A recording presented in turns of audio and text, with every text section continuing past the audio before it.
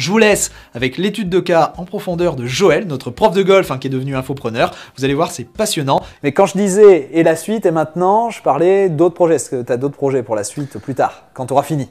Oui, j'ai plein de projets, justement, celui de faire d'autres produits, puisque j'ai vu que là, ça marche, et donc ça m'encourage vraiment à continuer et à proposer d'autres choses, notamment la production de DVD, ou d'autres formations plus courtes, parce que tout le monde n'est pas prêt à investir 1 300 € ou s'engager pour 10 mois de formation, donc je vais proposer des produits plus courts, à des gammes de tarifs inférieures et avec des produits plus spécifiques également, par exemple le golf pour les seniors ou aussi pour les débutants. D'accord, donc tu veux diversifier. Alors les DVD, très malin parce qu'effectivement c'est pas le même format, c'est pas la même clientèle qui va acheter des DVD ou acheter des formations sur internet, donc ça bon, on en a un petit peu discuté, je pense que c'est une très bonne idée, et également des produits plus ciblés. D'accord, mais est-ce que t'as pas peur quand même quelque part que ce premier lancement ça ait pu être juste un coup de chance ? Alors non, je suis persuadé que ce n'est pas de la chance, c'est tout simplement une méthode, une façon de faire que l'on peut dupliquer à l'infini. Et donc je sais aujourd'hui que ça fonctionne, et donc il n'y a aucune raison que ça ne fonctionne pas avec d'autres produits et d'autres lancements. Donc je suis très confiant là-dessus, et je connais maintenant tout le cheminement pour arriver à proposer un produit. Et donc maintenant je sais que ça peut fonctionner à tous les coups. Oui, proposer un produit dont on sait déjà qu'il va se vendre parce que par design, il a été pensé pour se vendre tout seul d'une certaine façon. C'est-à-dire que tu sais que ça marche, mais tu sais aussi maintenant pourquoi ça marche, et le faire une première fois, ça t'a donné cette expérience-là et cette confiance-là. Ça débloque beaucoup, oui. Ouais. Concrètement, j'aimerais qu'on parle un petit peu plus donc, de ce premier lancement réussi. Concrètement, est-ce que tu peux nous en parler en nous disant comment tu as fait, ce que tu as fait, les étapes que tu as suivies, le matériel que tu as utilisé, le logiciel, enfin bref, on veut tout savoir quoi, en gros. Bah, écoute, le plus simple, ce que je te propose, c'est d'aller voir dans le studio. D'accord, ok. Ah oui. Oui, donc en fait, c'est juste une pièce qui était disponible chez toi. C'est pas très grand, il y a quoi? Il y a 3 mètres sur 4,5 ? Même pas, une petite pièce, et encore il y a plus que la place nécessaire. Donc une petite pièce que tu as réutilisée, tu as commandé un kit avec donc ce fond vert, avec ces 3 softbox. Donc les softbox, c'est des lumières qui sont assez diffuses et assez puissantes pour éclairer tout ça. Et puis qu'est-ce qu'on a d'autre? Donc une caméra, forcément. On va montrer la caméra. Je ne sais pas si tu vois bien... Fabien, avec l'appareil photo là. Donc c'est une Panasonic et donc un prompteur. Le prompteur, je vais le montrer, c'est juste techniquement, voilà. Ici on pose un iPad avec un logiciel spécial qui envoie le texte vers cette vitre, et cette vitre renvoie le reflet du texte, et la caméra elle voit à travers, il n'y a rien de bien sorcier. Donc, on est de retour sur le canapé après la visite du studio. Est-ce que tu peux me dire rapidement ce que tu as appris dans la formation, ce que cette formation t'a apporté? Oui, déjà la première chose qui m'a surpris, c'est la quantité d'informations sur le marketing. Ouais.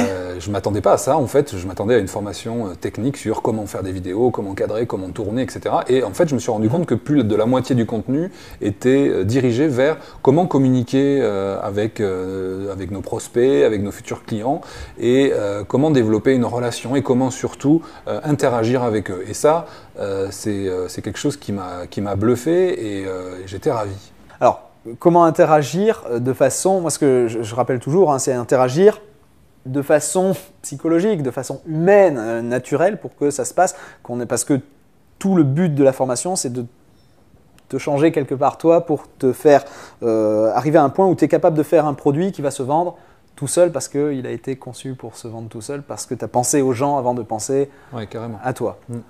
Oui, puis en plus, c'est un aspect que j'avais vraiment négligé, enfin que j'avais complètement zappé, puisque j'étais tellement focalisé sur ma méthode et comment construire mon offre, que j'avais pas pensé à justement comment la diffuser. Et en découvrant les techniques que j'ai apprises, eh bien, ça m'a permis de pouvoir faire moi-même mon marketing, et en découvrant qu'il y avait des techniques vraiment contre-intuitives. Si j'étais pas parti sur cette façon de structurer la présentation de mon offre, je serais allé droit dans le mur. C'est évident, parce que comme je dis, c'est vraiment contre-intuitif. Il y a des choses qu'on pense devoir faire carrément d'une manière opposée à ce qui est présenté et proposé.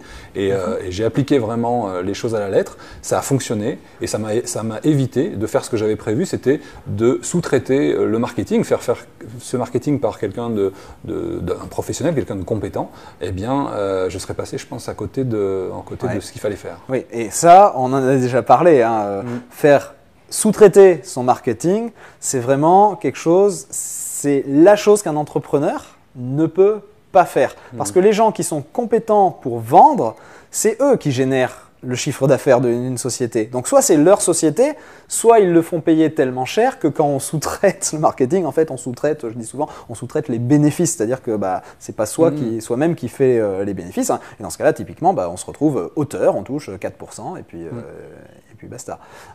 Mais on ne peut pas sous-traiter le marketing. Tu parlais de choses contre-intuitives, tu pensais à quoi spécifiquement Qu'est-ce qui te vient là comme ça dans des choses vraiment contre-intuitives que tu as apprises?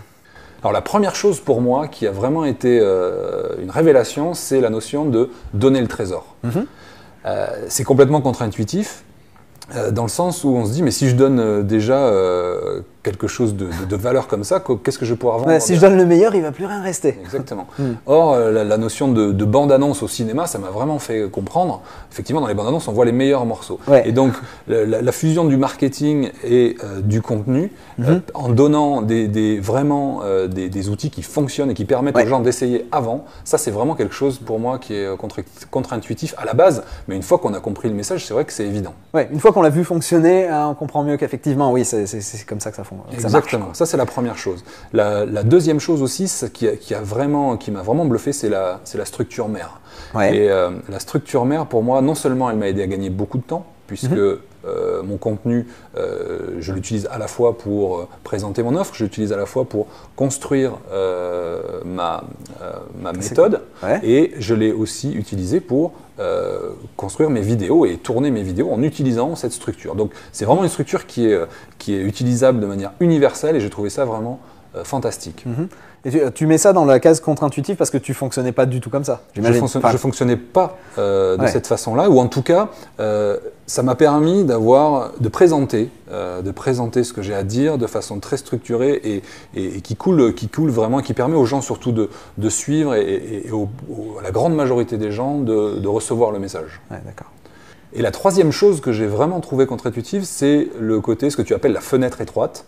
Et là, pour moi, ça a été vraiment une révélation. C'est-à-dire que je pensais qu'en m'adressant à un maximum de gens de la manière la plus globale et générale possible, j'allais toucher beaucoup de gens et avoir une chance de vendre plus. Or, dans la fenêtre étroite, tu expliques parfaitement qu'il faut cibler son message, cibler ses clients, ses futurs clients, pour justement être plus impactant quand on délivre son message. Oui, tout à fait. Tu ne peux pas vendre un cours de golf à 1 300 € au joueur qui vient une fois tous les 15 jours le dimanche. Ce n'est pas lui que tu vas cibler. Si tu essayes de t'adresser à tous les golfeurs du monde, tu vas parler à personne. Tandis que si tu dis « Hey, vous, c'est à vous que je parle, la preuve, écoutez ce que je dis », vous savez que ça vous parle.